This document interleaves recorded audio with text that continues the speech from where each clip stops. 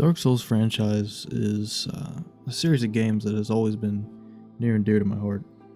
It's one of the first games I ever picked up as a kid. I started playing Dark Souls 1 when I was like 7 or 8, maybe. And I remember getting all the way up to I think it was Sen's Fortress. Those two snakes right there at the beginning, right after the onion, man. Couldn't get past them because I was an 8-year-old kid. And it pissed me off, so I put the game down. Didn't pick it back up again until I was like 12, maybe. When I was a little older and I could figure out game mechanics. And I did.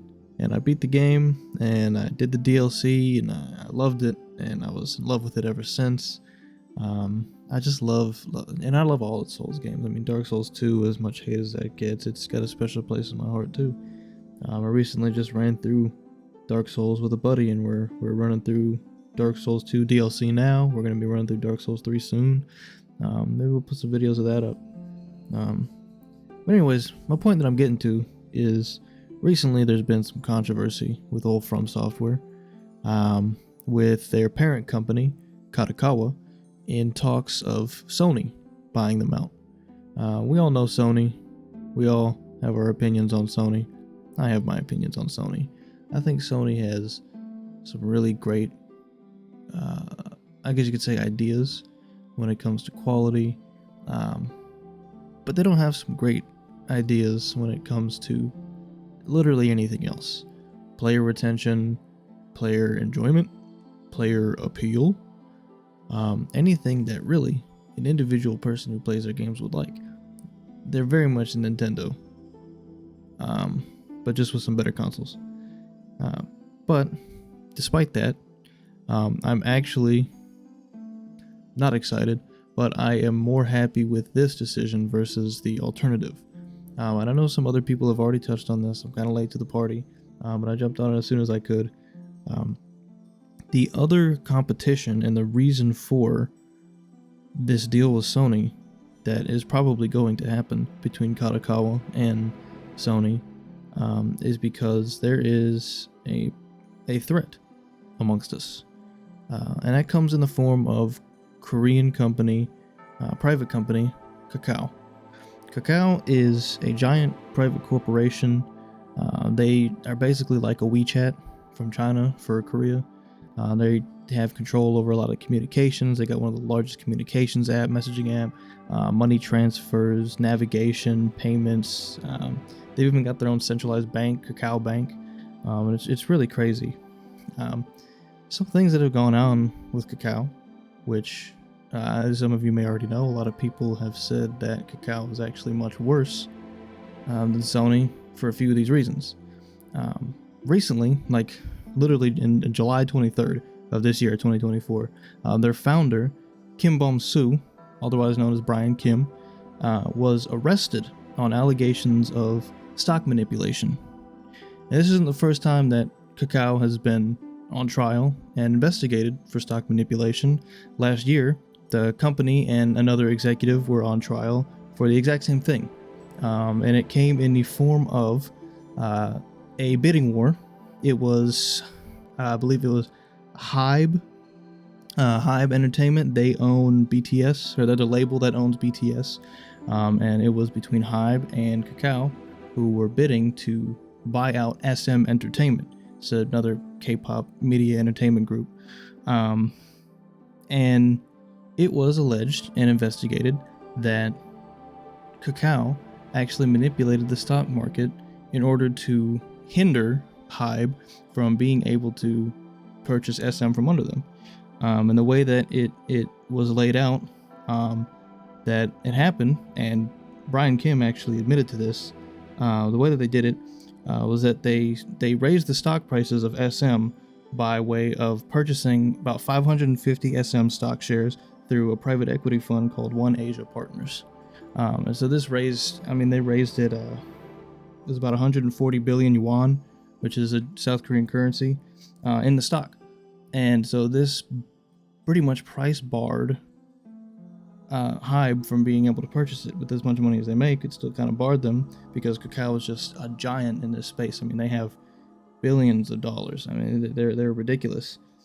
And Kim admitted to it. He admitted to proving the purchase, but he said that he didn't know what the process was. He wasn't aware of the exact process, which, I mean, come on, you're CEO of a multi-billion-dollar company. You're not stupid.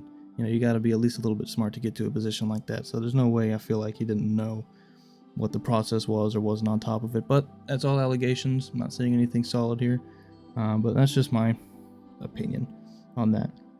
And so following that last year, the Kakao investment director and one of the Asia Partners CEOs also went on trial, as well as the executive. So that's what happened there. Now, with all the stuff that I have just described about Kakao, another piece of this puzzle, piece of this pie, is the reason for Kadokawa approaching Sony, and it was actually Kadokawa who approached Sony about the deal. The reason for that is that Kakao was touting a hostile takeover of Kadokawa, meaning that they wanted control over pretty much everything that Kadokawa owns. This includes huge IPs like Konosuba, Shield Hero, ReZero, and a couple of others. I mean, just huge, like, anime titles. Stray Dogs is another one. Just some really huge titles.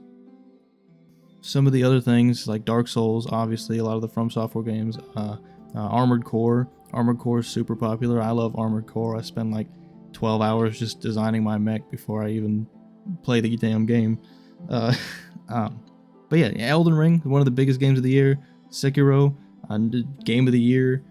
All these huge, and then of course there's more anime and more manga and stuff like that. I'm just not super aware of it. But there is a lot out there. You can find the lists online. I'll try to throw some of those up in here if I could find them. But the point being is that Kakao wanted to take over a lot of the big IPs and big projects that Kadokawa has. So in order to preserve that, they wanted to keep it within themselves, within their region. Because I think one of the big things that Kadokawa said is that they didn't really want a foreign giant like Kakao to take over their projects, because they're not really sure if their goals align with their own. So Kadokawa's thinking is that they would prefer to have a giant who is in the same region and country with the same ideals and the same, I guess, goals as them to have control over it, versus letting a former giant or a foreign giant like South Korea take over their property. So that is the whole deal with them. Now, I think that Sony's probably a better option, just from what I've done research on. A lot of shady dealings, a lot of stock manipulation. I mean, Kakao just kind of seems like they would be the type of company to turn Dark Souls into like an EA. You know, you get your fucking Elder Bucks, in the store, and they add some kind of like Fortnite-esque skin shop for Dark Souls armors. It's really ridiculous stuff. And that thought really hurts me on a personal level, because in my personal opinion, From Software, under the supervision of Kadokawa's kind of just let From Software do whatever they want, which is perfect, because From Software, to put it in terms as it's already been said, they're running optimally. I mean, they only put out bangers every single year.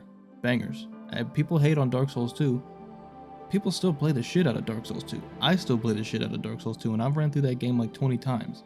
Does it have its flaws? Does it have its blemishes? Is it kind of, I don't know, adaptability is probably one of the worst things I've ever seen in a game ever, especially a Souls game, but it's still fun.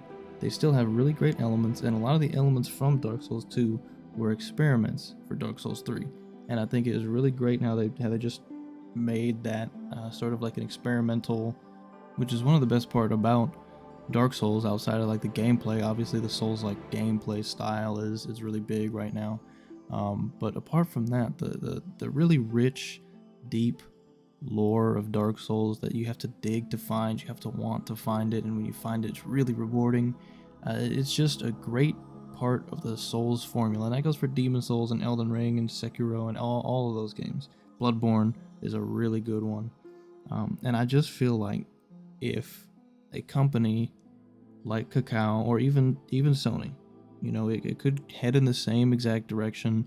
We don't know, because Sony's kind of like that too. But Kakao seems to be much more open about their shady dealings. I mean, within a year, they've been on trial twice. Once with a CEO, both for the same exact thing. Stock manipulation doesn't seem like a joke to me. And if they're willing to do that while they're already worth billions, I mean, what are they willing to do to a beloved franchise?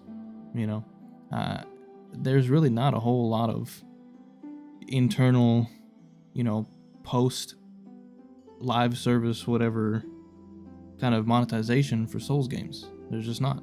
You buy the game, you play the game. They come out with a DLC, you play the DLC, you buy the DLC, and that's kind of their formula. But it's bangers every single time, and people love them for it, and they rightfully should.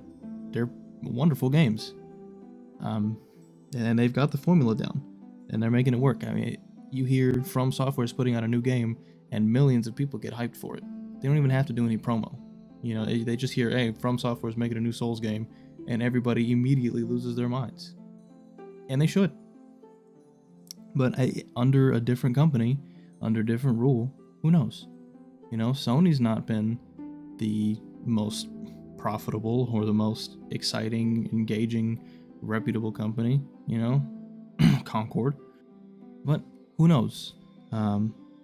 As far as where it's going, I mean, there's not seemingly a way that Kadokawa is going to feel comfortable just remaining within themselves. I feel like they are definitely headed towards being absorbed by Sony, and I would prefer that. Not because I'm excited or because I like Sony or because I think they're going to do good things. I think the Sony route is still going to be very, very bad, and I still think we're going to have to deal with a lot of shit coming from Sony injecting their own terrible ideas into the Souls franchise. I don't know if any of you remember this, but with Helldivers 2, originally, for like months, you could play the game on PC and whatever without having a PlayStation Network account. And it wasn't explicitly said that you were going to have one later on. But later on, Sony then barred hundreds of thousands of people from playing the game because they were requiring a PlayStation Network account to sign in and play the game.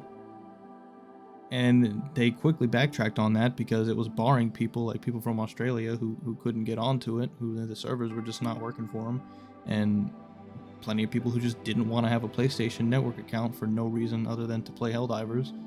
And it tanked their player count, and it tanked their reputation a lot. And even though they backtracked on it and took that stupid feature away, if you can even call it a feature more like a bug, or a stupid decision from a money-hungry executive, even though they walked it back, and everything's fine and happy now, and everybody's playing Helldivers 2 again and excited, killing aliens and bugs, there's still that taste in everyone's mouths that they tried. And they've tried it before, and they will try it again. And when Sony inevitably absorbs Kadokawa and Fromsoft in the Souls franchise and the Armored Core franchise and all the anime, and that's another thing too that I will give Sony credit for, as a matter of fact, while I'm ranting about them. Sony doesn't explicitly want to take over the Souls franchise. They are actually telling Kadokawa that they only wanted like the anime and some of the other intellectual properties that come with that part of the entertainment, which, don't get me wrong, I think is still a very bad thing. They already own so much anime. I don't think that it would be better for them to own more.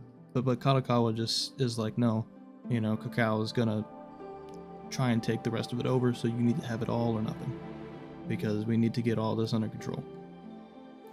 So realistically, Sony is going to be taking over all of it, and it could be fine. I'm hoping it is. Sony may, just because they don't seem to have any interest in the Souls franchise now, and hopefully they don't in the future. Hopefully they just absorb it and keep that same model that Kadokawa's had, and just let From Software run with it, because From Software is amazing. I mean, they've already seen crazy success with Bloodborne, but one of the big reasons we haven't seen a Bloodborne 2 or any sequel related to Bloodborne is kind of because of Sony. So it's kind of on the table. Do I think it's going to be great? I don't think it's going to be great. I think it's either going to stay the same, which is great. It's either going to stay as it is or it's going to get worse.